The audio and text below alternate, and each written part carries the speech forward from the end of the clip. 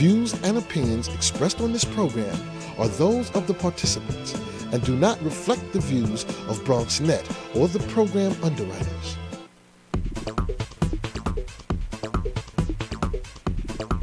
BronxNet. Your voice, your views, your vision. And hello and welcome to Open, the one and only show that opens up the Bronx and the rest of the world to you.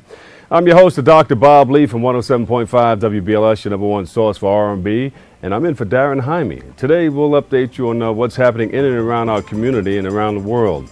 First up, we'll bring you the latest headlines in local, national, and international news. And elected officials and local organizations have come together to present Bronx Night in Albany, and we'll find out more about that event and how you can further develop your Bronx business.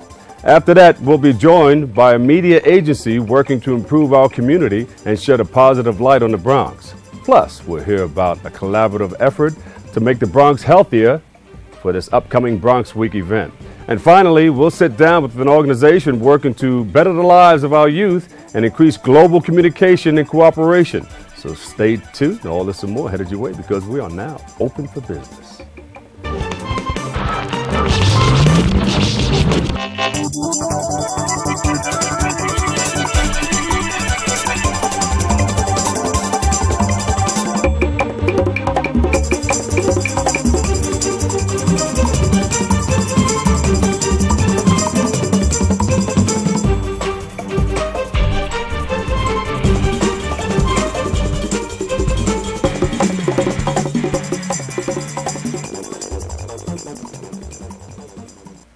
Hello, I'm your host, Bob Lee, and I'm in for Darren Jaime. Today is Wednesday, May 15th, 2013, and of course, you are watching Open, the only live show, interactive programs, and it brings you the Bronx and New York City straight to your TV set.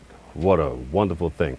Now, we want to encourage you to stay connected to us. You can find us on Twitter at BronxNet.tv and Facebook at Open BronxNet Television.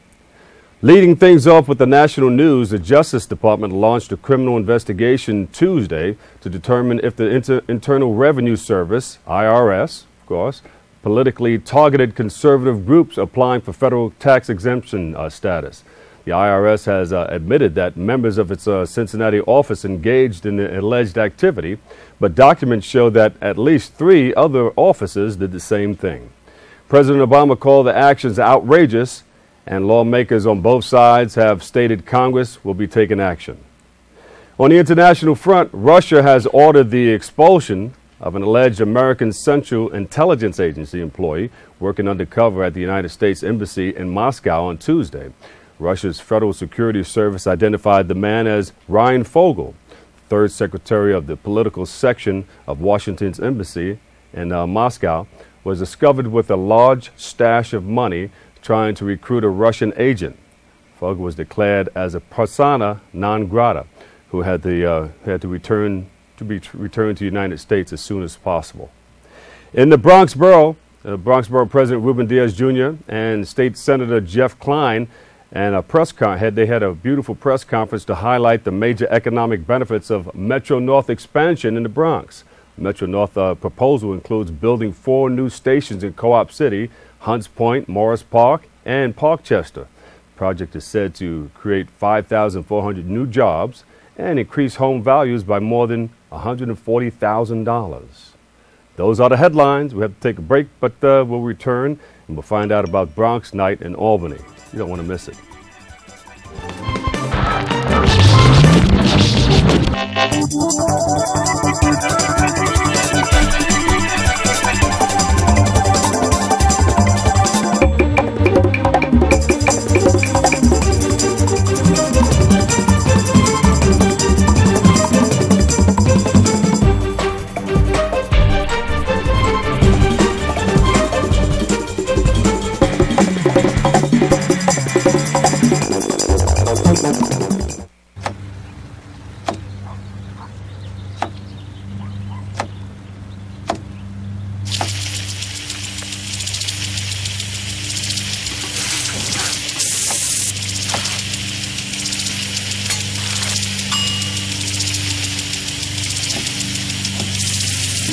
kitchen surfaces, utensils, and hands with soapy water. 1 in 6 Americans will get sick from food poisoning this year. Keep your family safer. Check your steps at foodsafety.gov.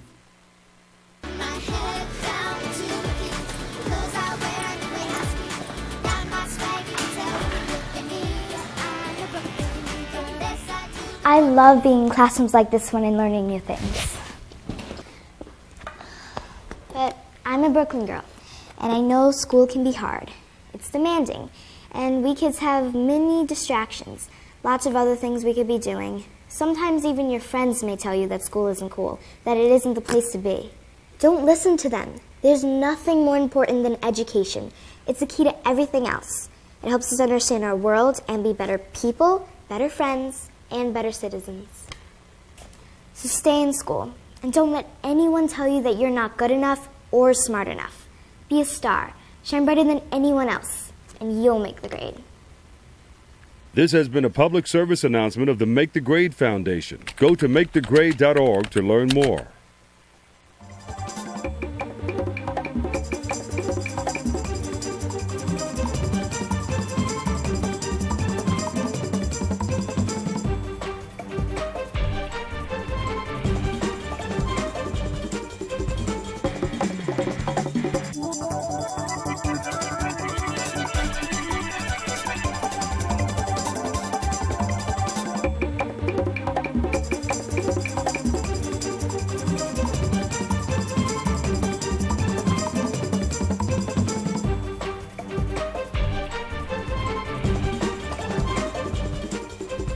Hello and welcome back everybody to Open. I'm your host, Dr. Bob Lee.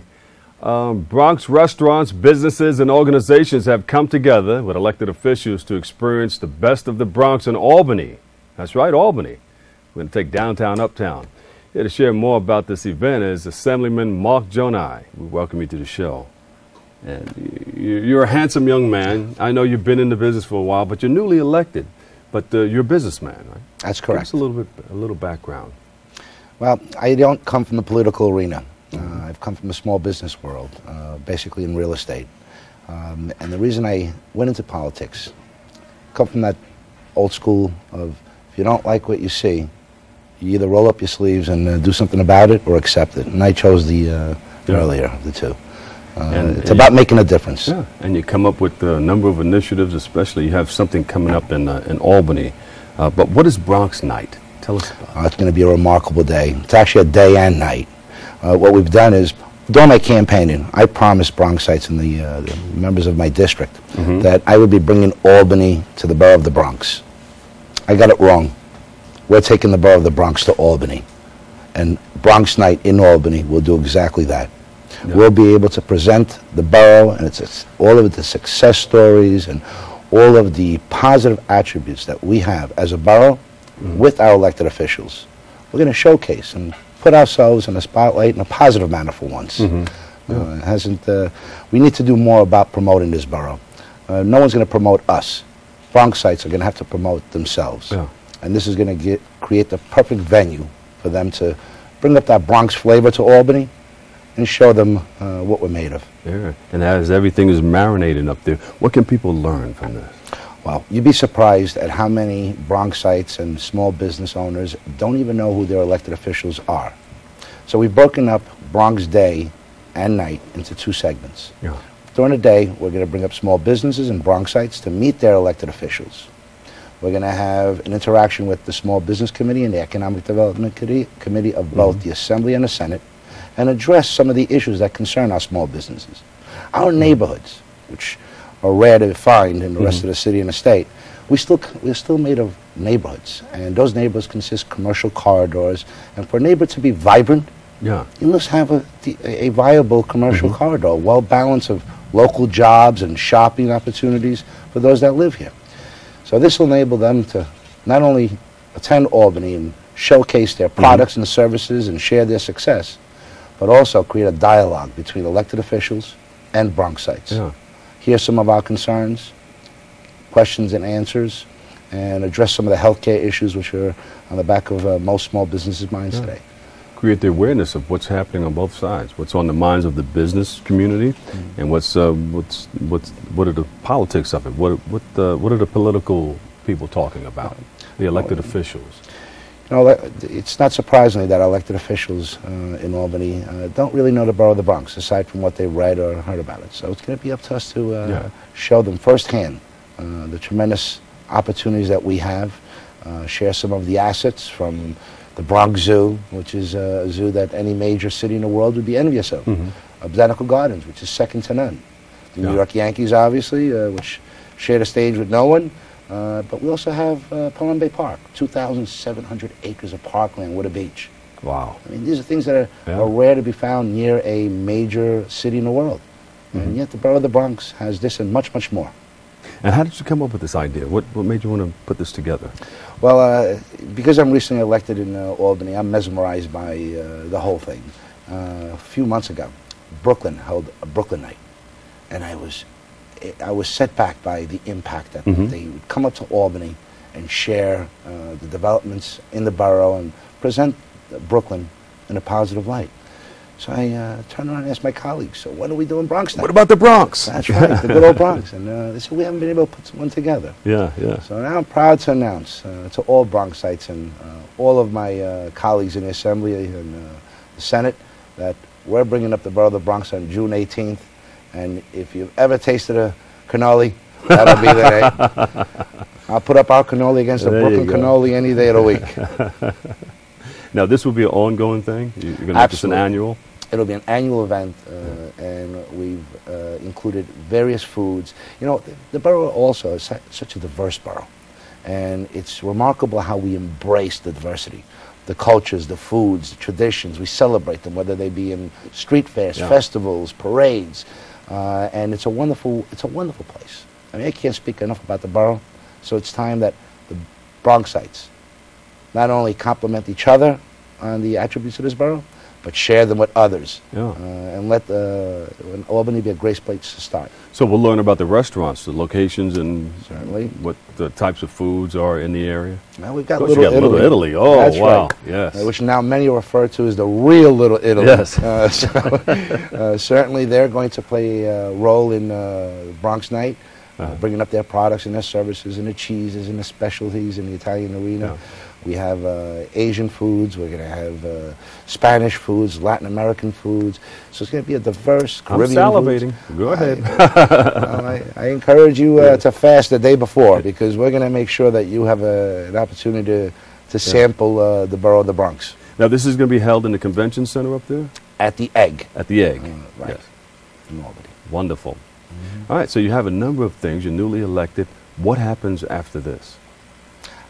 Well, we've got a lot more before that. June 2nd, I'm happy to announce that we're holding a mayoral candidate forum at Christopher Columbus High School. We're inviting all of the members in my district and outside of the district to attend and get to meet their mayoral candidates. And I ask some of the hard-pressed questions. Yes. You know, it's not only asking the questions, but making sure that we hold them accountable to the answers that they give us. It's time for the mayoral candidates, and I'm sure many of them do recognize the importance of this borough, but it's time for them to work for their votes in this borough. Yeah. And I'm going to create that format for them.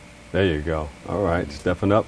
And then you have a number of things. Now, this major date is June the 18th? That's correct. In Albany? That's right. And you have June 2nd you just spoke about. Is there something right after that? Well, between June 2nd and June 18th, yes. we're going to continue with working hard for the district. Session will be winding down in Albany. I'll be able to focus more on the district, continue with the Joan I Cares program, outreach and providing the services that are needed by my constituents. Right. And people can register to do this, right? Where can they go to register? I'd encourage them to contact my office, and that's located at 1126 Pelham Parkway South, or they can call 718-409-0109. And we're preparing, we just advertised in the Daily News of the Bronx Week issue, promoting the event, and there's going to be much more promotion coming down. Yeah, and people can follow you. I mean, you have the website and everything where people can follow you and find out exactly what you're doing and what to expect. Well, Assemblyman Mark Jonai, you'll find all the information that you need there. There's so much to share and so much to do, and my only concern is that the day doesn't have enough hours and the week doesn't have enough days, but we're going to make it work. There you go. Making it work in the borough of the Bronx. What does Mike Nobby say? Stay Bronx strong. Well, I say promote Bronx pride. There you So it's up to us to promote the pride that we certainly have. Okay. Recap. Come on up, June the 18th in Albany. Downtown goes uptown. That's right. We're going to be at the Egg, which is called the Convention Center up there. That's correct. Yeah. And it's going to be from what time to what time? Well, it's going to be a luncheon, and then we'll have the Bronx Night with entertainment. Time luncheon is set to start at 2, give people enough chance to get up there, and then we'll have the night end of it start at about 6. There you go. Did I miss anything? No, you didn't. You did an excellent job, and looking forward to having you up there. Maybe you'll cover the event for us. Yeah, oh, we're going to try to get up there. Hey, Mike, you hear that? All right. Assemblyman of District 80, Mark Gjonaj, thank you so much. It's been a pleasure talking to you. Very enlightening. And we'll hope to see you very soon. I'm looking forward to it. And just remember, it's not what you can get out of a community, but what you can put into it. This is what it's all about, making a difference. I love it. Okay, we've got to take a quick break, but when we return, we'll hear all about the effort to strengthen the Bronx community through media. Stay right there. Hi, I'm Bronx Borough President Ruben Diaz Jr., inviting you and your family to come celebrate Bronx Week, showcasing the very best our beautiful borough has to offer in the areas of art, culture, food, and entertainment. Bring your family, the kids, and friends. Join us in this year's Big Bronx celebration. For more information, just log on to ilovethebronx.com. Come join me. Hope to see you there. My name's Brandon. 9 years old, being alcoholic. Hi, Brandon. I'll start drinking with the older kids. And whatever they do, I'll do.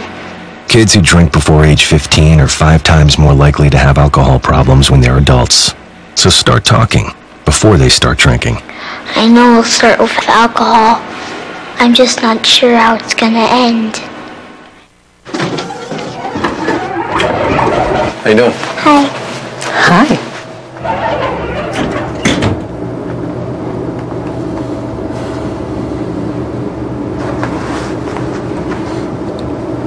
Have a nice day. You too. Thanks. If only child abuse were this easy to recognize. If you even suspect abuse, call 1-800-4-A-CHILD. All calls are anonymous and confidential. Trust your instincts. How you doing? I just want regular, no sugar today. You got it. Thanks. Hello. Hi. Did you eat that whole thing today?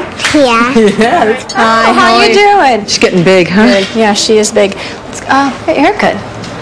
Yeah. Yeah, looks cute. Now let's go. Nice to see you. Thanks a lot. If only child abuse were this easy to recognize. If you even suspect abuse, call 1-800-4-A-CHILD. All calls are anonymous and confidential. Trust your instincts.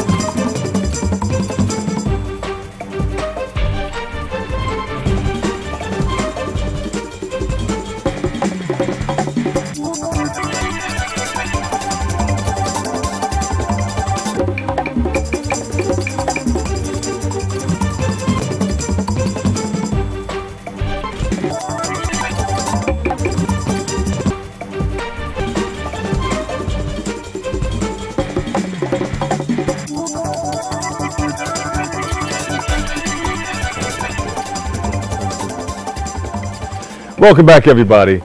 You know, City Limits is it's a New York City-based nonprofit news source that segments its strengths toward the community engagement, on civic, economic, and social justice issues. And on May 16th, they're going to be relaunching their Bronx Bureau with a conversation on poverty and networking. All right, and here to share more about City Limits and their upcoming projects is Jordan Moss and City Limits Managing Editor, Jarrett Murray. And City Limits Editor-in-Chief, we welcome you guys to the show. Thanks. Thank you. You guys have been doing this for a little while. It's a nonprofit? It's a nonprofit. City Limits was founded in 1976 during the city's fiscal crisis. And this was a pre-internet age, and so the purpose of it was to allow people who were fighting for their neighborhoods in the Bronx and Brooklyn and elsewhere to exchange information about that fight and to use the tools of media to extract information and accountability from government. Over the years, we realized that even beyond the fiscal crisis, there were issues that the mainstream media simply couldn't cover, and neighborhoods, particularly in outer boroughs, low-income neighborhoods, that they didn't want to cover. And City Limits has long stepped into the gap to provide investigative news coverage of public policy issues, particularly those affecting neighborhoods like those around us here in the Bronx. Exposed. Right, exactly. And now we've long covered the Bronx, but we're now trying to provide more in-depth, acute coverage of the borough, and so we'll be launching it tomorrow with an event at the Bronx Museum of the Arts. Yes. And Jordan, of course, you're involved in this. Tell us why we relaunched Bronx Bureau. Sure. It started out with the Norwood News, which was published by Moshlu Preservation Corp, a non-profit group that was founded by Montefiore, and that started in 1988. The Norwood News in one community board, 7 in the Bronx. Right. Over time it grew, and we launched the Bronx News Network in 2006 because we wanted more Bronxites to be involved and to learn about our coverage, and to cover even more. There are 12 community boards in the Bronx. Only about 4 have actual newspapers in them. And so you work with a lot of the community boards throughout the Bronx. Yes, and now we'd like to work with more. We'd like to cover boards and neighborhoods and issues throughout the Bronx, and highlight those that exist, important ones that exist and more people see it, but to cover a lot of things that go uncovered throughout the Bronx, especially parts of the Mid and South Bronx and Southeast Bronx. Yeah. And Jared, how do you get more organizations or community boards to get involved? Well, we're hoping to involve them as readers and as sources and as tipsters. I mean, the idea is to create a community online for the Bronx. 1.4 million people live here. If we were our own city, we'd be one of the top 10 of the country. But we don't have a daily newspaper that covers the whole city of the Bronx. We have BronxNet. We have some resources that are very valuable, but there's a lot going on out there. And so we think that by creating a place for all those people in the Bronx, that whether it's on a community board or the precinct council or their little parks group, or just a neighborhood association, or just folks who kind of look up for what's going on in their block and their part of the world. Those are our readers. That's our community, and we think we're going to be trying over the next, weeks and months and years to engage them as readers of the news and as people who tell us what's going on.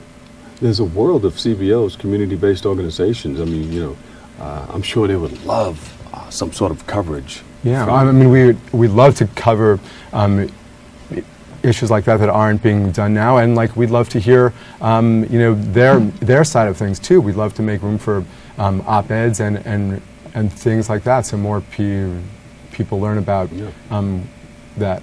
Especially for a lot of nonprofits, you get 30-second public service announcement or 1-minute public service announcement on TV or radio, and then looking for outlets such as yours to expose or create the awareness about their organization and what they're doing. And the issues they work in are so complicated. That's always been one of our main focuses, is that dealing with things like poverty, housing, environmental justice, education reform in the Bronx, it's not a 200-word or 2-minute proposition. It really requires a lot of nuance and depth. And that's what we've committed to do for our readers for a long time. That's what we want to do for the Bronx. I mean, Jordan and I have lived in the borough for basically our adult lives. And when we travel outside, we often hear people, still kind of recoil when you mention the Bronx. Countering that, both countering the perception and to the degree that it's true, countering the reality by improving the Bronx, that's sort of our driving goal. Yeah. And in terms of improving the Bronx. We'd like to see more folks involved, like the Assemblyman said. We want folks to be more engaged and to learn more and to register to vote. So we hope to be interactive in that way, to involve and educate more people and to spread the word about things that they care about. Is there a different way of presenting what you're doing than other organizations? I mean, I think the way we do it is the way we select our stories. There's not any celebrity news, there's no sports news on City Limits or on the Bronx Bureau.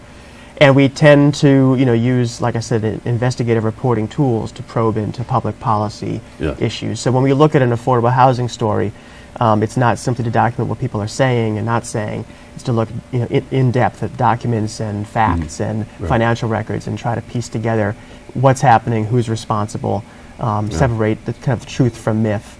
That our focus is to use. We're committed to this mission of improving the Bronx, but to use it, we use really, really hard-nosed, pounding the pavement, street journalism tools, and when we put them together, we think that's a pretty powerful way to engage the public and inform them. No, I think that's powerful. We hope so. Yeah. Great, thank you. Now, this is both on the internet and hard copy paper? It's all internet now. We used to have a magazine, but now we're out of the business of killing trees. Right. Purely online.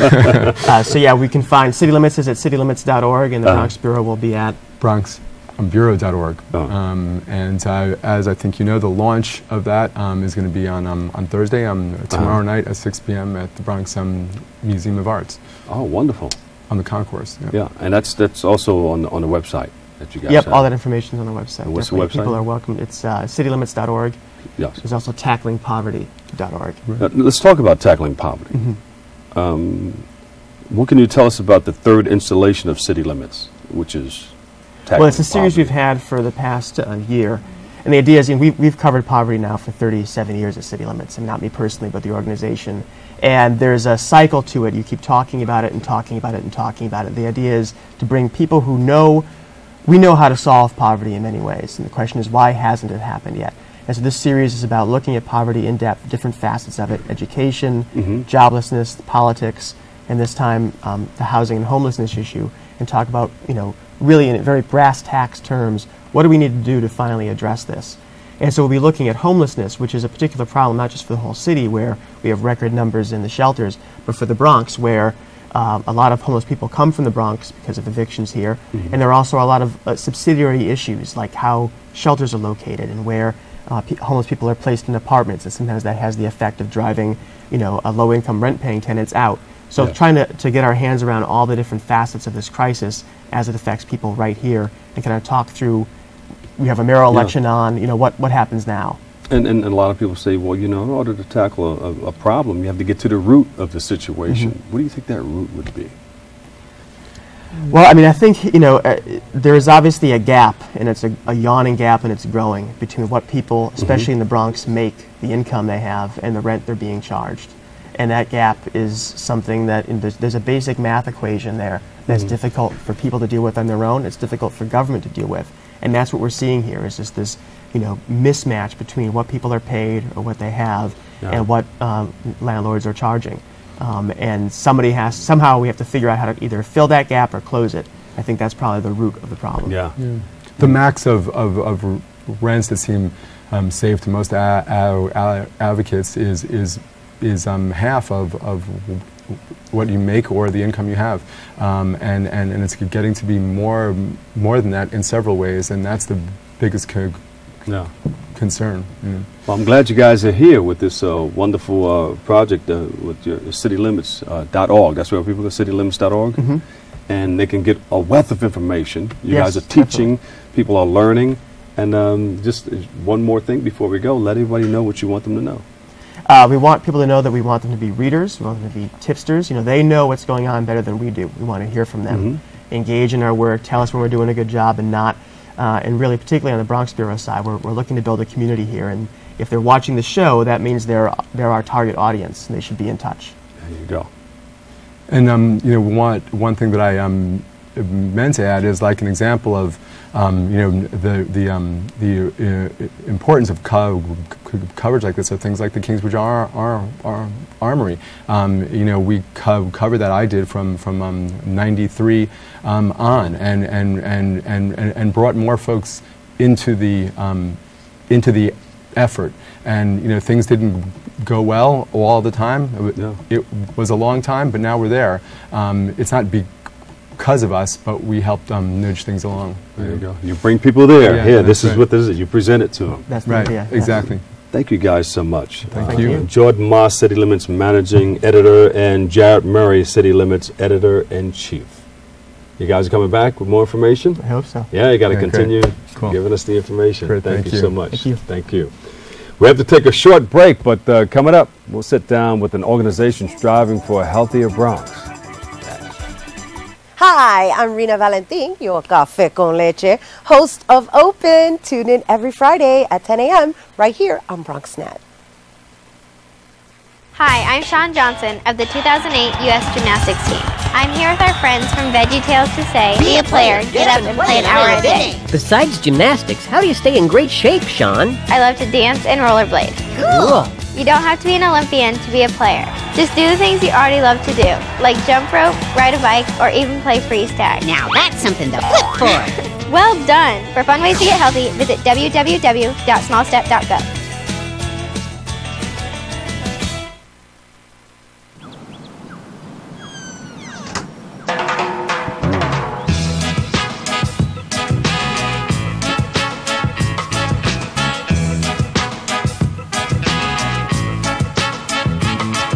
Hands can do incredible things. Now they can even help save a life with hands-only CPR.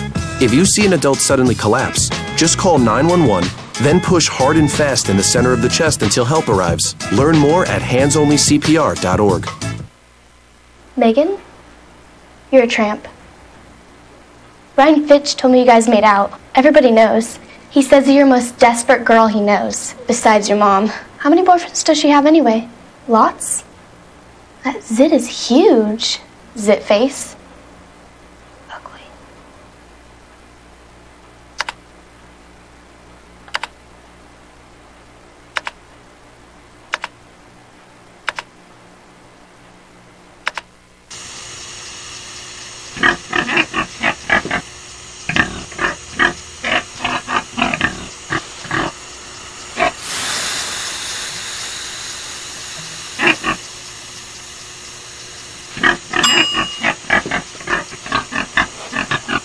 Cook foods to the right temperature using a food thermometer. 3,000 Americans will die from food poisoning this year. Keep your family safer. Check your steps at foodsafety.gov.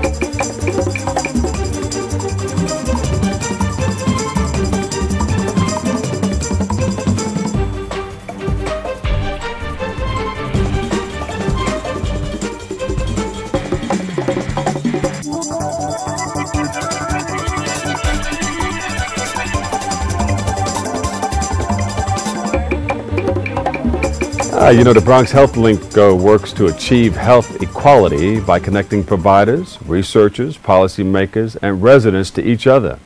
Here to share more is the Executive Director, Felix Urrutia. And we welcome you to the show. Thank you. I know you laughed a little bit when I said the last name. You're Urrutia. Urrutia. Urrutia. Yes. Okay. Well, welcome. You have a wealth of information about Bronx Health Links. Tell us about it.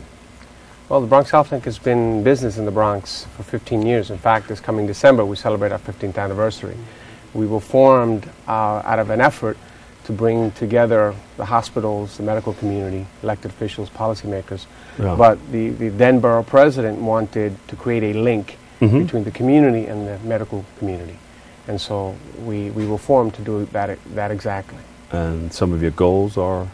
Well, the goal is really to connect community residents to providers so that they can get adequate access to services. It's also about making sure that we educate the medical community about what the residents are feeling, wanting, needing, so that there's cultural sensitivity, etc. Yeah, because there are a lot of people out there that just don't know, and they want you to hold them by the hand and bring them to it, you know, and that's what I understand that you'd be doing. Well, that's one of our primary purposes, is to make sure that we reach out to the community, we provide them with information about where they can go to get medical attention, but it's also about advocating that they take care of their health, that they are a partner with the medical community in making sure that they have adequate attention for the children, for themselves, for their family members. And why is it so important to have organizations such as yours? Well, we need organizations to advocate on behalf of those who don't advocate for themselves. You know, the Bronx is a burgeoning borough. Immigrant population is exploding in the Bronx, as we all know. It's changing every day. And so people come to this borough, to this great city of ours, needing access to services, and we are their link. Now, what part do you play? Do you go out, you pound the pavement, you hold hands, you bring people in? We do. We get calls all the time to go out to schools, for example. We work with public school parent coordinators to get access to the parents, to bring them information about health for themselves, for their children, etc. We also organize annual health fairs, like the one coming up this Friday at Hostos Community College. Yes. And so that's considered one of the borough's largest health fairs, where over 80 providers from throughout the borough come to Hostos Community College to sort of bring information, conduct screenings, connect with the community. And the Bronx Health Link organizes and connects. Does Obamacare change anything, the way you present things, or well, we are now? like everyone else in the health community, sort of racing to understand it as best we can, so that we can bring the information to the residents. And so we're right there with everyone else in the community trying to understand it. And we are. We're educating ourselves every day, making sure that as of October 1st, when the new health exchange is open for business, that the Bronx Health Link can make sure that we're there along with all the other providers to make sure that we connect our residents to the information that they need. Yes. And do you partner with other organizations to make this happen? Yeah. Some of those organizations are? Organizations like the Urban Health Plan, Bronx Works, Morris Heights Health Center, the hospitals, for example, serve on a board, Montefiore Medical Center, Bronx Lebanon Hospital, St. Barnabas. These are the entities that originally came together to form us. They serve on our board. They make sure that we are connecting with the residents and bringing them back information about how the residents are feeling about their services, what they need, etc. I'm happy that there's an organization out there such as yours that will go out there and educate people as to how to navigate through the healthcare system, because a lot of people don't know, and they'll just stand back if you don't bring it to them. Right. But with Obamacare, you have to make a move towards something. That's exactly right. Yes. And you know, there are going to be monies out there to fund what they call navigators, people navigating organizations to navigate residents to services. Our job is going to be to make sure that those navigators have access to the residents. That's what we're known for, our connection to the community, our ability to bring the community to the providers. And what do you see in the near future regarding healthcare in the borough, the future of healthcare in this borough? Well, I mean, what's the future of healthcare anywhere in this country? I mean, we need more access to services. The residents that are coming to us on a daily basis are confused. Yeah. You know, the poverty that affects the people that we serve is enormous. And how does someone that doesn't have access to the financial resources get adequate care? I mean, that's what health equality is all about for us. That's what social justice is about. Yes. Irrespective of your economic status, you should be able to get the same health services of somebody who is working like myself or yourself. Yes. Talk about health services. How do we make it equal for everybody? Well, it's about having the hospitals, the medical community, policymakers understand that health is a right. It isn't something that's a privilege. And so we want to make sure that our policymakers understand that, that people who are involved in the economic development of this country understand that a healthy population is a prosperous, leads to a prosperous nation. Yeah. And so that's really what we're talking about, trying to get everybody aware of their health. I mean, a lot of it has to do with nutrition and philosophy and behavior and a bunch of other things that we talk about. Yeah. But at the end of the day, if we aren't concerned about our health, what are we concerned about? Have you reached out to the elected officials? We do. Are they on board with everything? Sure, sure. In the Bronx, well, the Bronx Health Link serves as the regional coordinating body for New York City's infant mortality reduction initiative.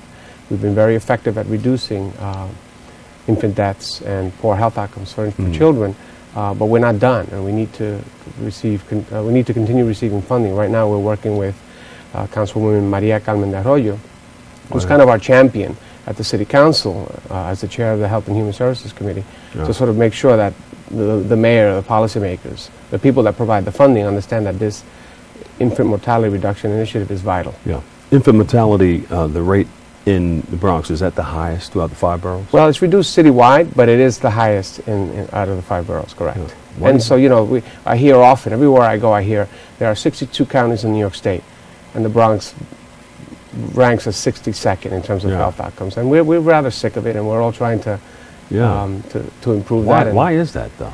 A lot of environmental factors. You know, if you look at all the transportation, the highways, the industry that's in the Bronx, you know, we think that we have a disproportionate share of harmful influences. Emissions and sure. And pollutants and diet and all that well, stuff. a whole host of things. And so everybody's working to sort of improve that. But a lot of it has to do with people just becoming aware, waking up to the fact that if we don't take control of our health, we're going to continue to suffer. Let's talk about the event that's going to take place at Ostos Community College. All right, so this is the annual Community Health Education Day. The Bronx Health Link, again, has been doing it for 15 years. We do it in service to the Bronx Borough President. We do it on behalf of Bronx residents.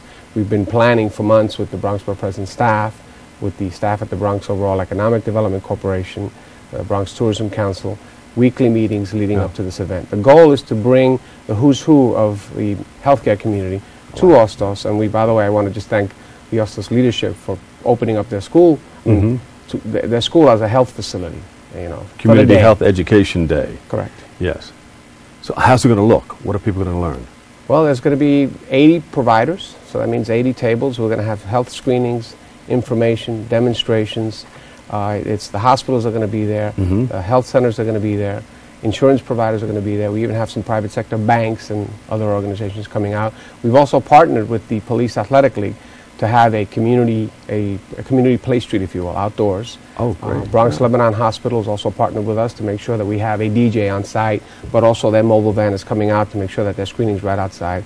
So the goal is to really plant ourselves on 149th Street in Grand Concourse and bring the community into Ostos Community College. Excellent. Are they going to close the street down out there? No, we're not going to do that. So most of it's going to be indoors. Correct. Yeah. Correct. But we're going to make enough noise outside so that people, we attract. Yeah. We're expecting we're planning between 700 and 800 people to come to the doors. It starts at 11 a.m., goes up until 3 o'clock in the afternoon. So we invite everyone in the Bronx, if you're available on Friday, May 17th, come on out. Yeah, I mean, it's a wonderful place, all under one roof, to learn all about the healthcare system and what you can do to get and get a good healthcare plan, I guess, for yourself too. Well, it's really to get connected to what's happening in the borough around health.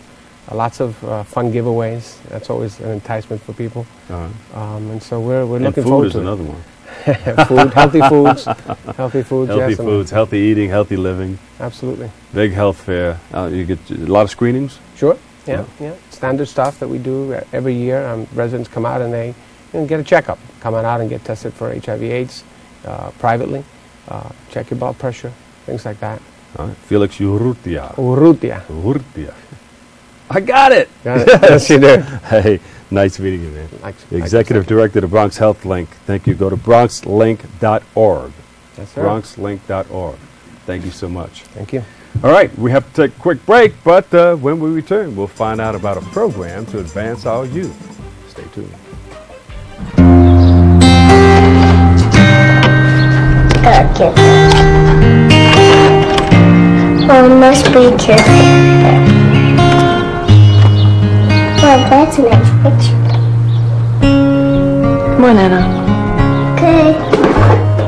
Foreclosure doesn't affect just you. It affects your whole family, too. If you've fallen behind on your mortgage, we can help. Call 1-888-995-HOPE, because nothing is worse than doing nothing. You know, when I was younger, man, My brother was the one who really took care of me, man. Is that right? Hey, he wake me up in the morning, get me ready for school, take a shower, make me some breakfast. Where your brother at now? Oh, he know. Iraq. I get lonely, nobody to talk to. I felt like quitting school. He looked at me dead in my eye. He told me, if not for me, do it for him. Give Josh and our class of 08 the boost they need to graduate. Join us at boostup.org.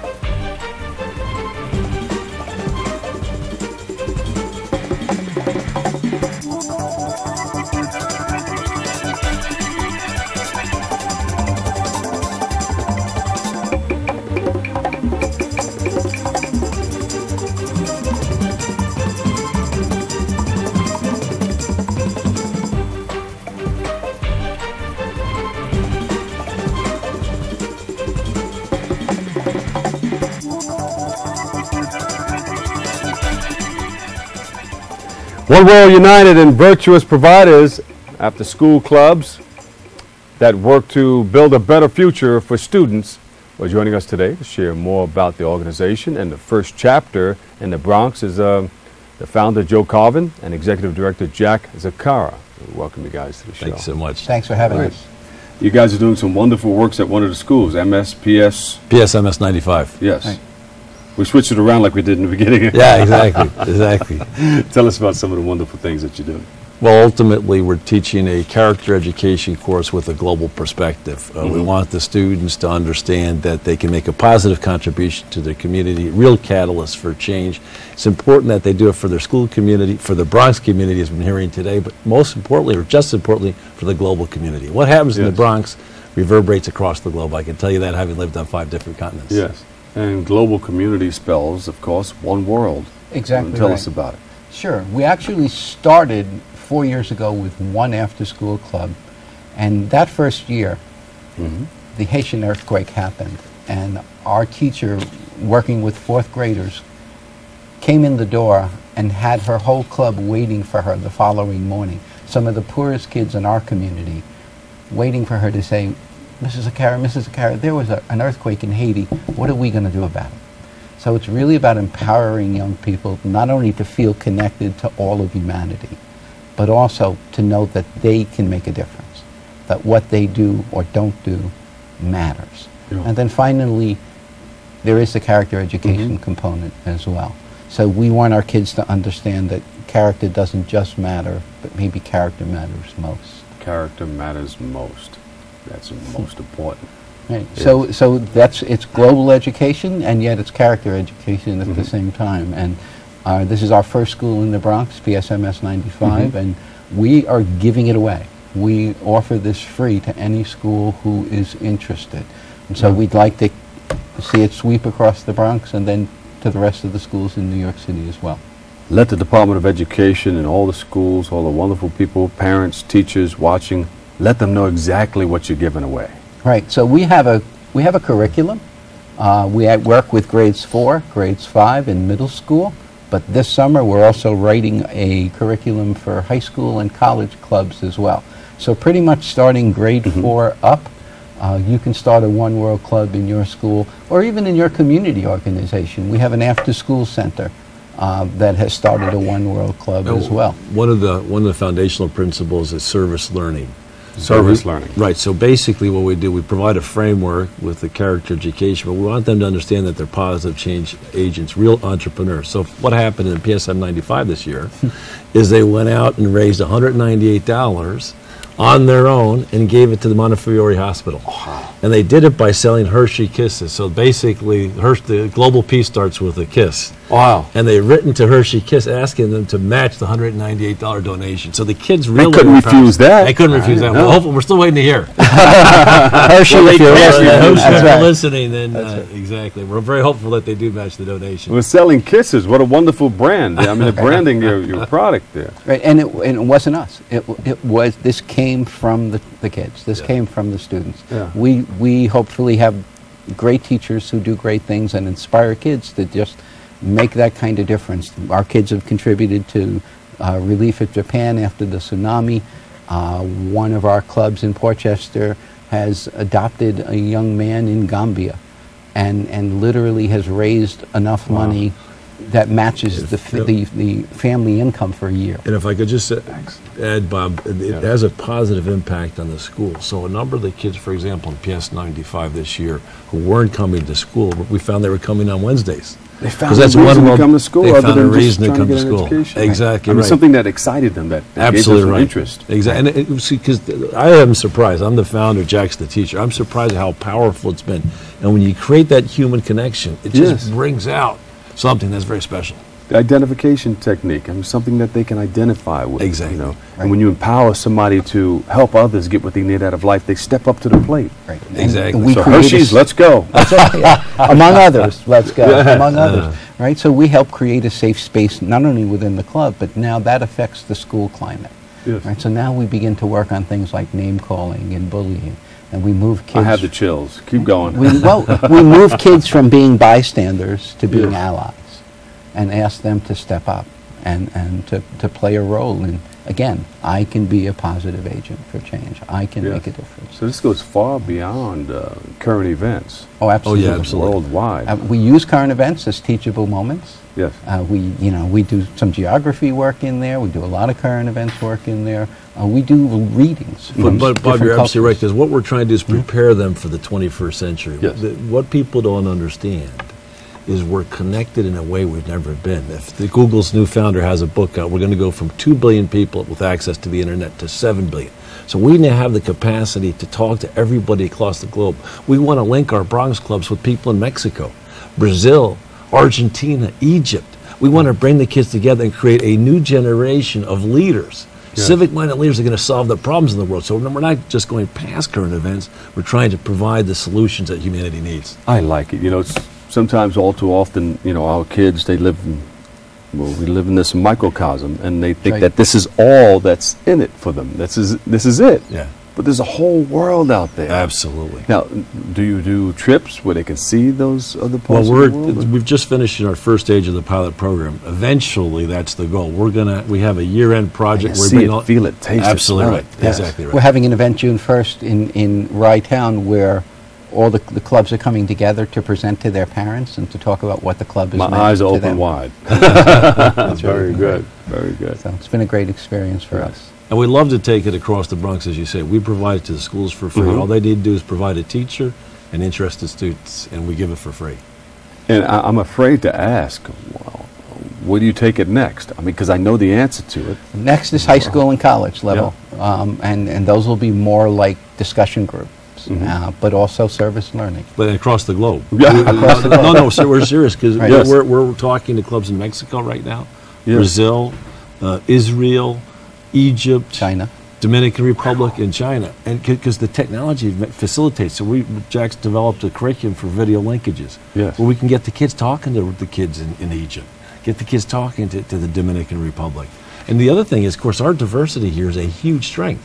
Portchester, where we also are very strong, the schools are 90% Latino. I speak fluent Spanish and Portuguese. I can't wait to have these kids talking across Latin America. Yeah, they learn different languages. Yeah, they're going to grow up and enter the most diverse workforce in the history of the world, right? And with technology, it will translate for you also. Exactly right. So we talk about head to heart to hands, right? Do they have the knowledge? Do they have the empathy? Do they have the character skills? And do they have the real life communication skills and conflict resolution skills to navigate that world? That's where we're going. Great. We applaud you. I know everybody behind me is going like this. Yeah. Contact us and let us know. Yeah, our website is www.oneworlduv.org. Oneworlduv.org. Or just Google One World United and Virtuous. If you Google One World United and Virtuous, you go to our website. There you go.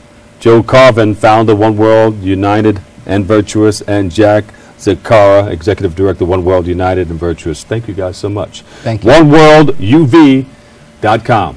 Or .org. Check it out. Or .org. Either one. Right. Either there one. you go. Got them both. Thank you, gentlemen. Thank you, Bob. Thank you so much. I appreciate it. Sit tight for a Bob. second. It's Great. been a pleasure coming into your homes, and I'd like to thank our guests for joining us, and for you, our viewers, for tuning in and checking it all out. Have you missed any part of today's show, you can catch it on the Recablecast at 10 p.m. that is, on Cablevision Channel 67 and Fios 33, or you can watch anytime on the web. And have a great week, and always remember this: what you are is God's gift to you, and what you make of yourself is your gift to God. So choose your choice, and let the choice control the chooser. I thank you very much, Darren Jaime. You can catch him next time. I'm filling in for him. And you can catch me also right after the Quiet Storm tonight with Lenny Green. I'm Dr. Bob Lee from all of us here at BronxNet. Have a great and enjoyable day. We love you all. Peace.